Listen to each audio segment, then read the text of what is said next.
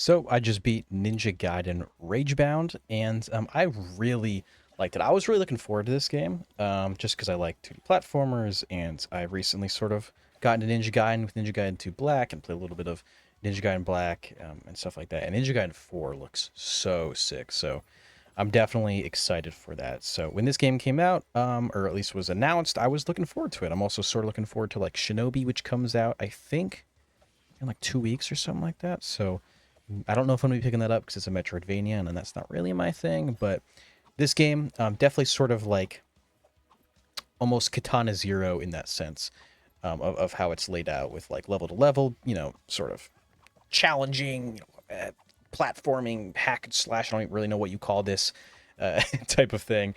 But I really like these type of games, so I picked this game up and I had a really good time. This could easily be one of my favorite two platformers ever. If I play it more, I started up a second playthrough, but I don't really feel like going through right now. The footage you're seeing right now is on like the hard mode that you unlock after you beat. I think you just have to beat the game once, which isn't too bad. I think it took me like 4.5 hours on my first playthrough, and there are multiple endings and stuff. So this is definitely a game that you want to play through multiple times to get the full experience. And I see myself doing that. And just from a first playthrough, this is one of my game of the years. It's not the game of the year for me, but if like a couple other things didn't come out, this would be in the conversation. I've heard a lot of people praise the music. For me, it wasn't anything standoutish, but there was also nothing that like I didn't like. So that's really all I can ask for. I've seen people say that it's like kind of easy, and I think that it's not necessarily hard, but it is hard to do well. I think if you just want to rush through the game and you don't care getting a B or a C on each level, um, yeah, it's not too bad. You can sort of just mash your way through a lot of sections in this game. But if you're trying to get all the collectibles, get those A and S ranks and stuff like that, it gets pretty hard. And this, hard mode that you see here, they even like sort of change the level layouts a little bit to make it harder, adding spikes and adding more enemies and stuff like that. And it gets pretty damn hard. And I think mastering the game is where the difficulty comes in. I think it has a very good skill range. I don't know what you want to call it. Like the skill ceiling is very high, but at the same time, it's also very accessible, which is what I love in a game. So like even if I'm not really vibing with it, I can still get through it and have a good time. But if I do love it, like I do in the case of this game, it makes me want to go back and keep playing it.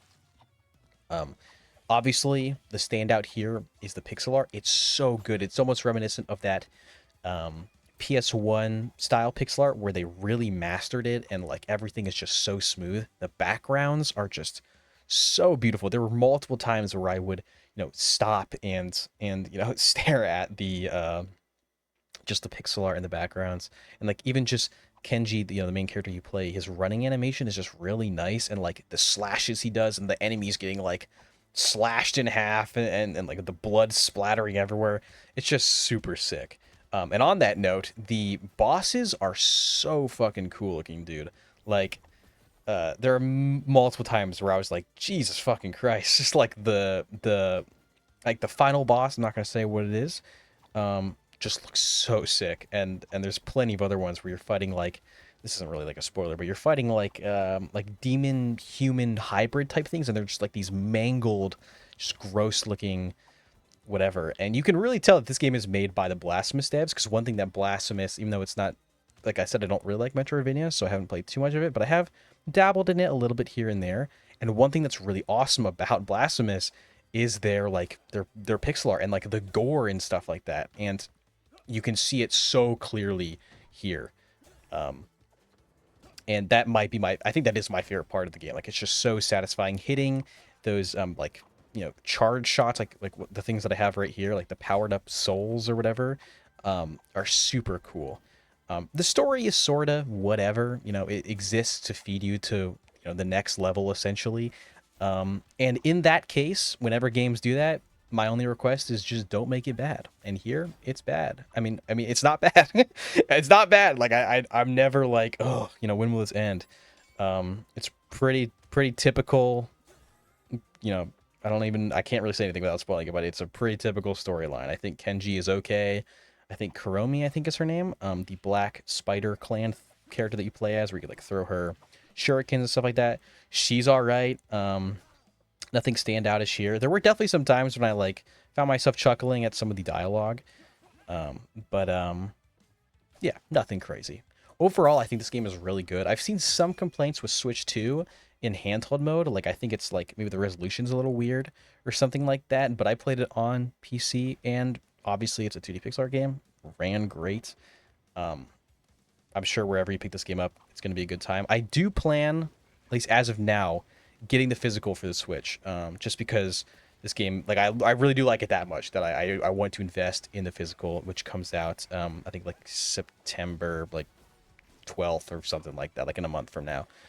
So I plan to pick that up. I hope this game is in some people's minds when we get to the end of the year and we're thinking of, a lot of the great games that came out this year. I know there was a lot so far, at least in my opinion.